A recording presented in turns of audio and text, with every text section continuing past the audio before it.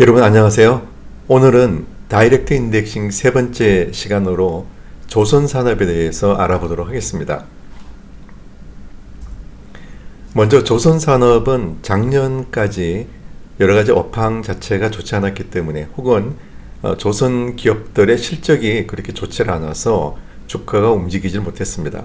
하지만 작년 12월부터 이 조선 관련 업종들의 움직임이 예사롭지 않은데요. 그래서 오늘은 이 조선 관련 기업들, 조선주, 또 조선기자재주, 또 철강주 이렇게 잘 섞어서 나만의 조선 ETF를 만들어 보려고 합니다. 방식은 다이렉트 인덱싱, 유지스탁의 젠포트를 이용할 건데요. 자, 오늘 방송 약 10분 정도 여러분께서 좋은 시간이 되었으면 좋겠습니다.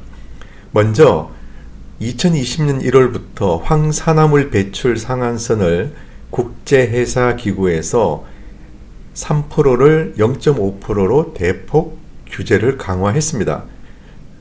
세계 3대 대기 오염 물질 중에 하나죠. 황산화물을 이제 줄여야 되는데 이 선박산업에서 배출하는 양이 전 지구적으로 볼 때 13%나 차지한다고 합니다. 상당히 심각하죠.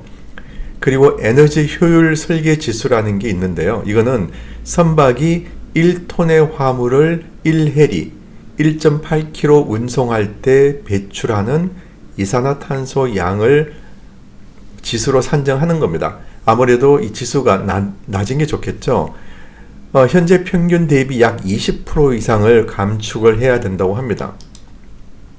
그리고 이 선박 탄소 집약도 지수라는 것도 역시 있습니다. CII라고 얘기하는데 A 등급부터 E 등급까지 있어요. 근데 이 등급이 나쁠수록 운행 정지까지도 가능합니다.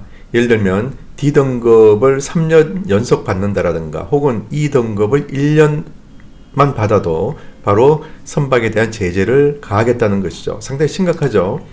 친환경 연료 추진선, LNG, LPG, 암모니아, 수소 이런 거를 이용한 이중 연료를 사용하는 배들이 최근에 만들어지고 있습니다. 자, 그래서 IMO의 탄소 규제 속도 조절에 따라서 국내 조선업계가 친환경 선박을 만들 수 있는 그런 강력한 경쟁력을 가지고 있죠. 따라서 각광을 받을 거로 기대가 되고 있습니다. 그리고 작년에 한국조선해양이 계약을 따낸 120척 중에서 무려 50척이 친환경 이중연료 추진선으로 수주를 받았습니다. 자, LNG 추진선, LNG를 이용을 해서 배를 운행하는 거죠. 지금까지는 방카시오를 가지고 운행을 했는데 이걸 이제 LNG를 가지고 운행을 하는 겁니다. 2020년에 약 20조 원 규모에서 2025년에는 130조 원 규모로 커지고요. 이게 2030년에 가면은 200조 원까지 커질 예정입니다. 따라서 무려 10년 사이에 10배 이상 LNG를 연료로 해서 운행하는 배들이 늘어나게 된다 하는 거죠. 작년만 보면은 상선 중에서 약 10%가 이중연료선이었습니다. 결국은 ISO에서 규제를 강화함으로 해서 우리나라가 강력한 경쟁력을 갖고 있는 이런 친환경 선박에 대한 수주가 크게 증가하게 될 것으로 보여집니다. 관련 종목들 한번 추려봤는데요. 이 종목 내에서 먼저 철강주입니다. 이 철강주들은 배에 들어가는 후판을 생산하고 있기 때문에 조선산업과 이 간접적으로 연결되어 있는 산업이라고 볼 수 있겠습니다. 동국제강, 현대제철을 포함시켜 보고 조선주로서는 한국조선해양, 또 삼성중공업, 현대미포조선, 대우조선해양, 그리고 현대중공업 이렇게 포함을 시켜 봅니다.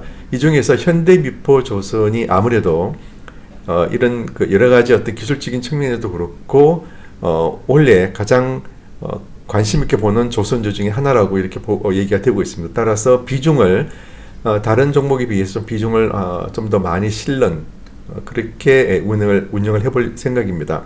그리고 하이로코리아는 이 배에 들어가는 여러 가지 피팅들이 있죠. 밸브, 너트 이런 것들이 있는데요. 하이로코리아가 그게 특화되어 있는 기업이니까 한 5% 정도 편입을 시키고 한국카본과 동성하이텍은 또 보냉제를 만들고 있는 회사죠. 아무래도 LNG 추진선이 많이 늘어나게 되면은 이 본행제도 그만큼 매출이 증가할 거로 보여집니다.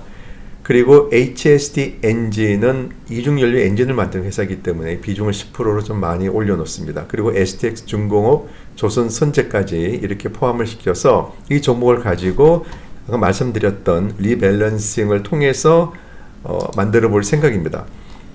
자, 뉴지스탁의 젠포트를 이용할 건데요. 먼저 마이조선이라고 하는 ETF를 먼저 만들어 보겠습니다.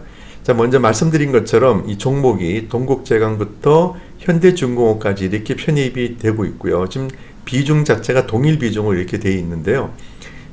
내용은 얼마든지 여러분께서 수정이 가능합니다. 자산군에 들어가서 지금 동일 비중을 지정 비중으로 이렇게 바꾸게 되고요. 여기서 현대미포조선 12% 이렇게 조정을 하면 됩니다. 그렇게 어렵지 않아요.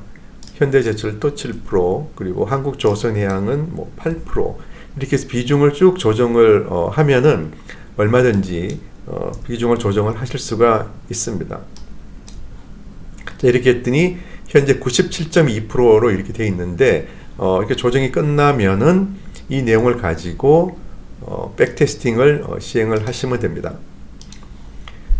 기간은 작년 12월 1일부터 금년 어제까지가 되겠죠. 그래서 1월 6일, 5일까지 기간 동안 돌려보는데 15.78% 정도 수익률이 나왔습니다.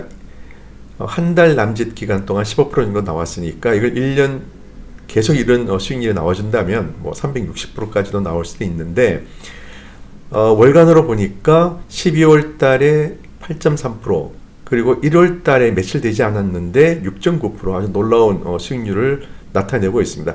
이거는 그만큼 작년 12월부터 이제 조선주들이 각광을 받고 있다 이렇게 볼 수 있겠고요. 자, 작년 12월 달 보더라도 이렇게 수익률이 증가하다가 최근 들어와서 코스피 코스닥하고 별개로 주가가 차별화해서 올라가는 모습을 볼 수 있습니다. 자, 여러분께서 지금 조선과 관련되는 산업군을 만들어서 이걸 매달 한 달에 한 번씩 리밸런싱 할 수가 있는데요.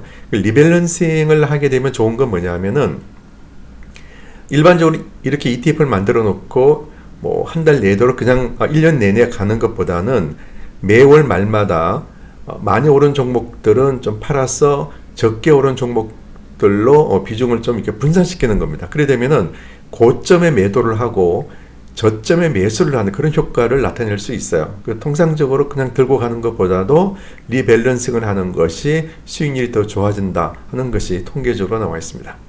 자, 오늘은 최근에 각광을 받고 있는 조선산업을 가지고 마이조선 ETF를 만드는 과정을 간단히 설명을 드렸습니다. 다음 시간에는 다른 산업군을 가지고 또 설명을 드리도록 하죠. 좋은 하루 되시기 바랍니다. 감사합니다.